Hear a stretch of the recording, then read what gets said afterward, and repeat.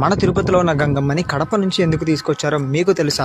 And Gangamma lord Venkateswara స్వామికి చెల్లెలు ఎలా అయిందో ఈ వీడియోలో చూద్దాం. సో స్టోరీకి వస్తే, వెంకటేశ్వర స్వామికి తాతాచార్యులు అనే ఒక మహాభక్తుడు ఉండేవాడు. స్వామి ఆయనని తాత అని పిలవడం వల్ల ఆయనకి తాతాచార్యులు అనే పేరు వచ్చింది. ఒకసారి ఈ తాతాచార్యులు కడపకి వెళ్ళినప్పుడు అక్కడ గంగమ్మ నరబలులు కోరుతుంది అని తెలుసుకున్నాడు.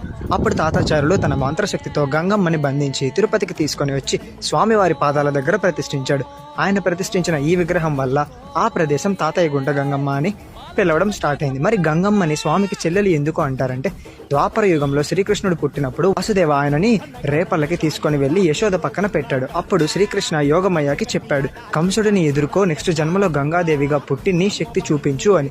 అలా ద్వాపర యుగంలో శ్రీకృష్ణుడు కలియుగంలో వెంకటేశ్వర స్వామిగా తిరుపతికి వచ్చాడు. యోగమయ్య గంగమ్మగా అవతారం తీసుకుంది. అందుకే గంగమ్మని స్వామివారి చెల్లెలు అని అంటారు. ఈ జాతర సమయంలో స్వామివారి దగ్గర నుండి గంగమ్మకి సారీ గాని వస్తుంది.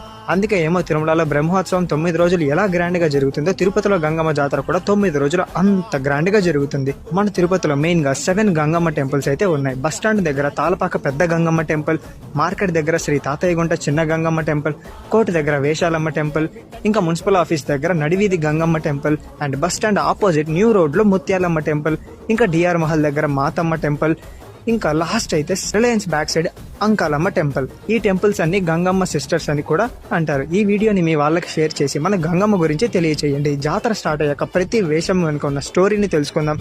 Until then, see you, bye bye.